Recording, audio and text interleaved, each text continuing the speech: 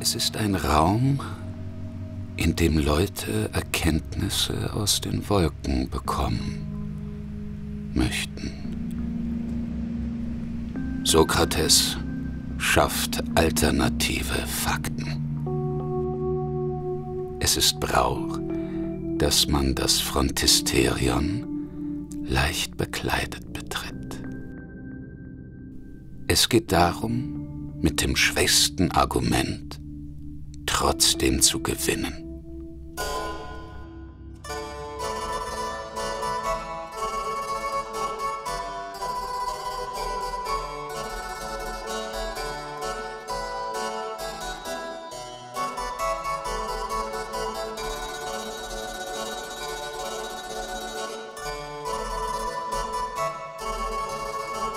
Tom Lutz' neue Inszenierung am Residenztheater handelt von flüchtigen Phänomenen. Glück, Besitz, Wissen und Zuversicht, personifiziert in Aristophanes' Komödien Die Wolken, die Vögel, der Reichtum.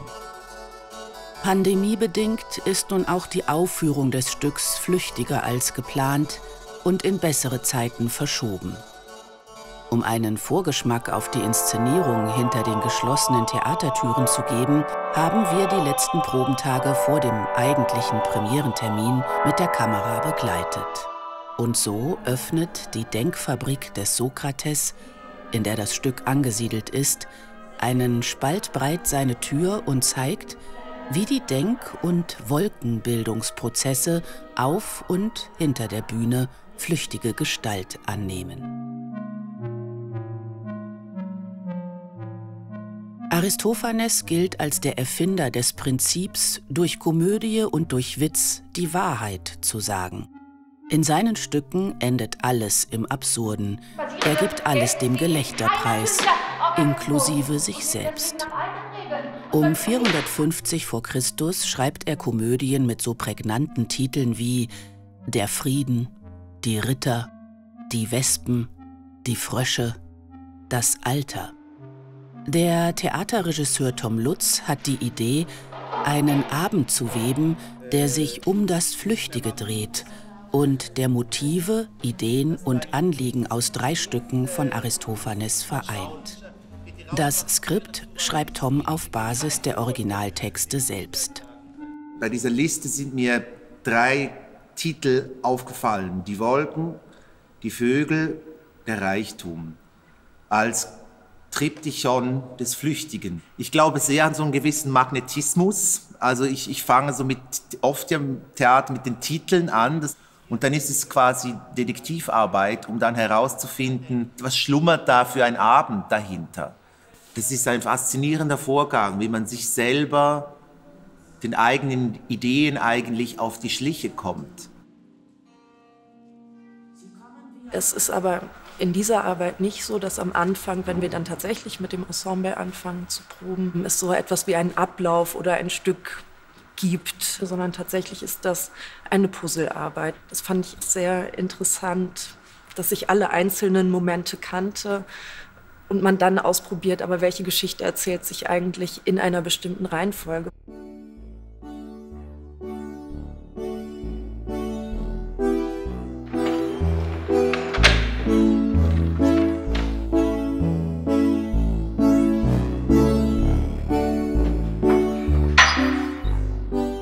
Das Stück spielt im sogenannten Phrontisterion, das ist die Denkschule von Sokrates, eine Art Think Tank. Es geht um diese Denkschule und um einen neuen Schüler, der von Sokrates debattieren und Grundzüge der rhetorischen Sprech- und Denkarbeit lernt. Dann hat mich die Dole in den Finger gebissen und ist weggeflogen. Und ich stand vor deiner Tür. Und hast angeklopft. Genau. Im Wegfliegen wär's mir, ich hätte die Dole noch aus den Lüften krächzen gehört, wie sie mir nachrief. Du Arsch! Du Arsch! Du himmeltrauriger Arsch aus der Tee! Du glaubst, alles ist mit dir erzählt! Du Arsch! Arsch! Philosophische Ideen werden weitergesponnen und ins Absurde getrieben, sodass am Schluss die Sprache und die Philosophie selbst an Grenzen stoßen, diese aber auch überschreiten. Alle Stücke von Aristophanes sind ein Höhenflug ins Absurde. Ich bin hingefallen. Und? Wumms. Nun frage ich mich, ob es lohnt, wieder aufzustehen. Ich bin auch hingefallen. Wo? Auf der staubigen Straße am Hang zum Parnass. Was hast du auf der staubigen Straße am Hang des Parnass denn getan? Ich war beschäftigt, einem alten, blinden Mann hinterherzulaufen. Wie bist du dazu gekommen, einem alten, blinden Mann hinterherzulaufen? Das hat mir das Orakel von Delphi geraten. Was hattest du beim Orakel von Delphi denn verloren gehabt? Ich wollte wissen, ob ich meinen Sohn zum Verbrecher erziehen soll. Warum solltest du deinen Sohn zum Verbrecher erziehen? Weil ich möchte, dass es ihm gut geht und dass er glücklich ist. Große Fragen schwirren in der Denkfabrik herum. Um ihrer habhaft zu werden, werden sie in riesige Plastiktüten gefüllt. Ich kriege mir wie so ein Bild von der Bühne auch. Ich bin meistens auch an der Bauprobe dabei. Und dann suche ich eigentlich, passiert sehr viel über Recherche. Ich suche immer wahnsinnig viel Bildmaterial, dieser griechische Hintergrund, aber auch eine Fabrik auf eine Art, eine Denkfabrik und eine Wolkenfabrik. Und am Schluss ist es eigentlich wie so ein Mix von all den Sachen. In die Wolken geht es um richtig und falsch, um den Unterschied zwischen richtig und falsch und wie man aus dem Falschen das Richtige machen kann und aus dem Richtigen das Falschen.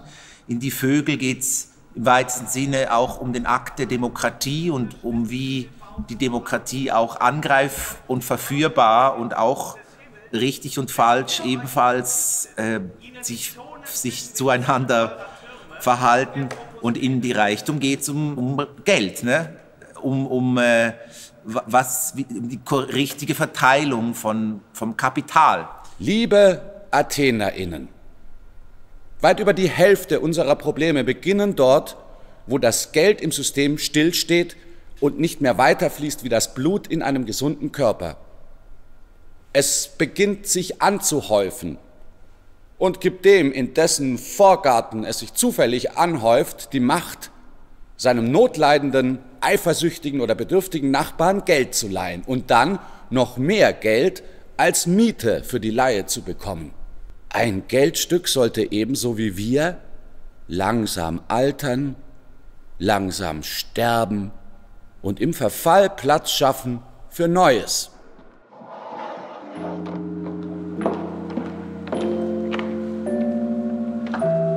Die Denkschule ist ein absurder Möglichkeitsraum, der auch an ein Gefängnis, an ein Irrenhaus oder an eine leere Theaterbühne erinnert. Das Bühnenbild vereinigt die echte Rückwand des Münchner Cuvier-Theaters mit täuschend echten Bühnenbildwänden. Sogar das Bühnenbildmodell steht auf der echten Bühne und wird so zur surrealen Requisite. Du befindest dich in der Komödie Wolken von Aristophanes. Und dieser Kasten zeigt dir, wo du stehst. Siehst du diesen kleinen Punkt da unten? Klein und sittend bei Proscenium? Das bist du, mein kleiner Stelzel. Und daneben deine Freundin Barbara Menzel. Deswegen dieser Raum, denkt man plötzlich, das könnte auch eine Art von Beschäftigungstherapieort sein für obsolet gewordene Philosophen und Philosophinnen. Früher die wichtigsten Stützen der Gesellschaft.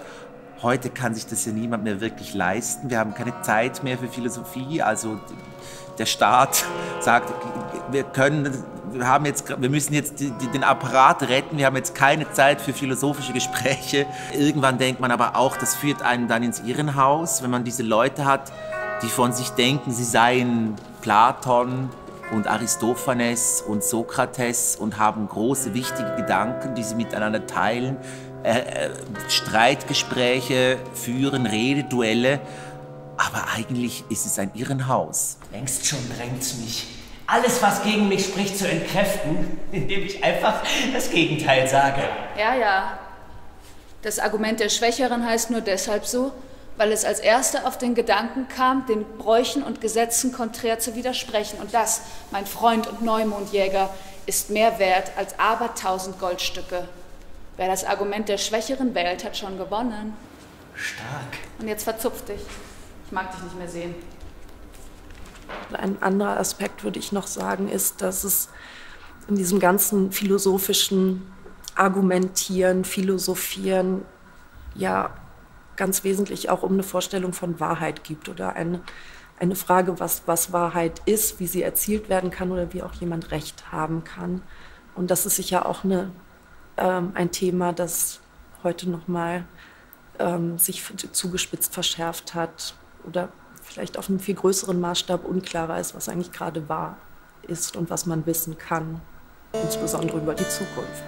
Du fragst, warum ich so zufrieden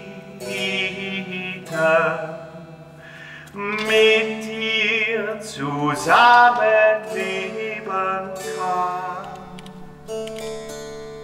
Ich mag dich, weil du klug und zärtlich bist. Und doch, das ist es nicht allein. Du zeigst mir immer, dass es möglich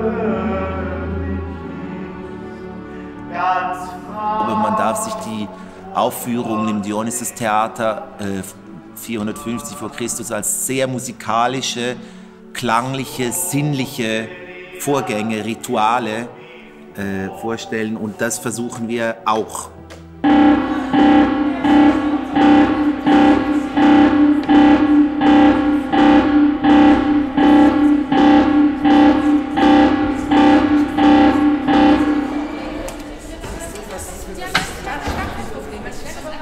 1911 aber entdeckte ich in einem Manuskript des 15. Jahrhunderts zum Beginn des Gesangs der Wolken von Aristophanes 11 Zeichen, die ich für altgriechische Notenzeichen hielt und deswegen als Instrumentalnoten deutete.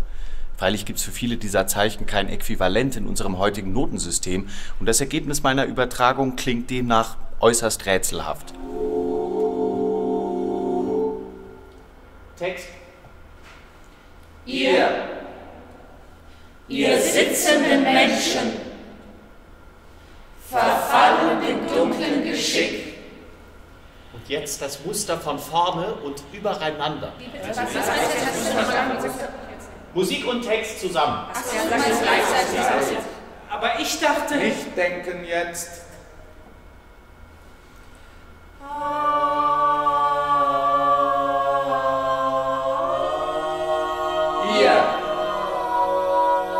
Ihr sitzenden Menschen,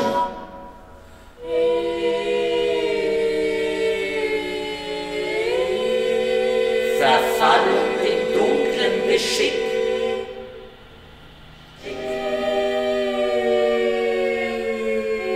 Gleich den Blättern des Waldes bei Nacht. Dankeschön.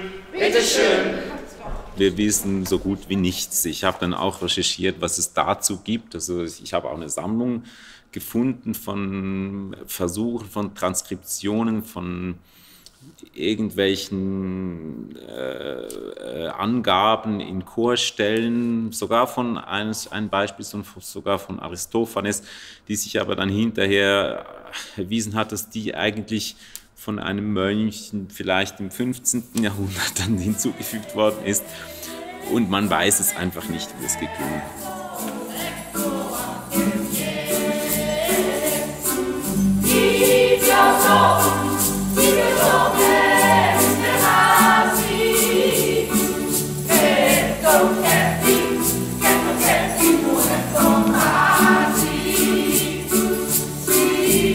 Yes.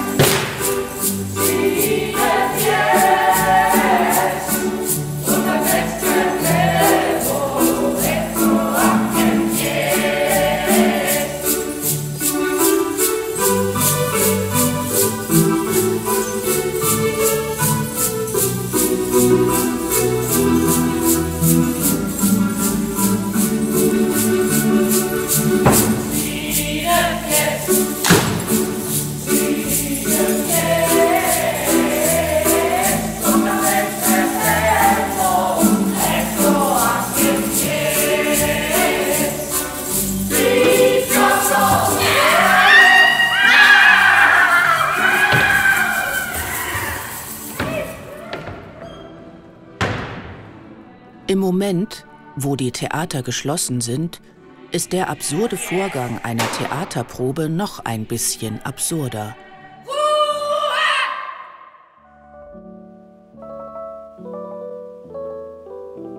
Die Corona-Zeit fließt in die Arbeit ein, auch ohne sie konkret zu benennen. Der Wirklichkeit mittels Gedankenarbeit irgendeine Art von Sinn oder Glanz abzutrotzen, das sind die Figuren im Stück. Aber das sind auch wir im Moment, in der Hoffnung, dass wir es irgendwann dann auch jemandem zeigen können. Ohne Publikum ist Theater wie ein Teig ohne heißen Ofen. Er bleibt Teig, ist aber kein Brot.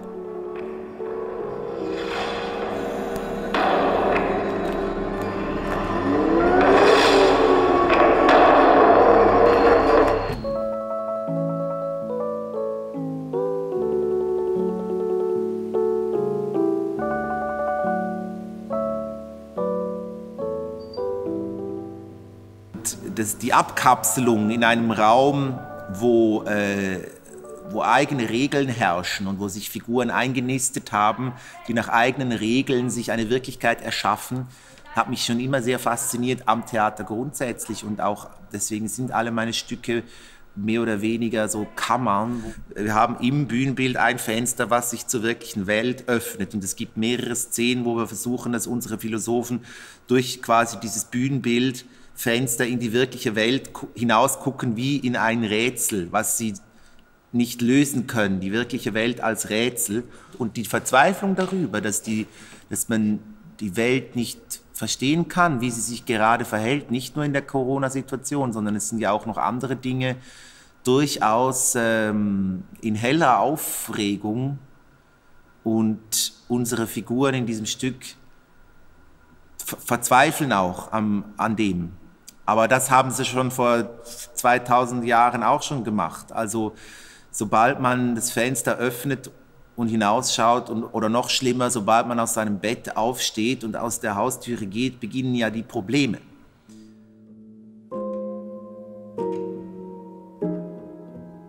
Das präzise Herstellen von Atmosphären, das ist manchmal auch wie Wolken einfangen wollen oder Wolken festbinden oder Wolken wiederholbar machen. Die Theaterkunst ist etwas Flüchtiges. Der Moment ist immer anders. Eine Wissenschaft zu betreiben mit so flüchtigen Sachen wie Atmosphäre, das ist ein Widerspruch. Theater, das ist der präzise Umgang mit flüchtigem Material.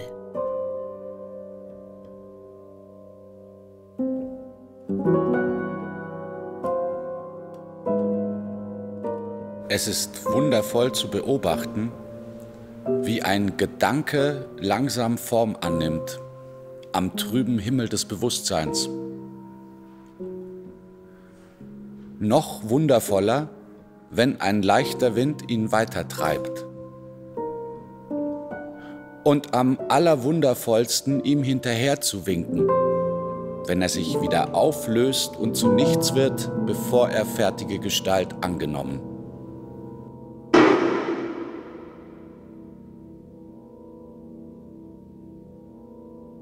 Ich möchte nie aufhören.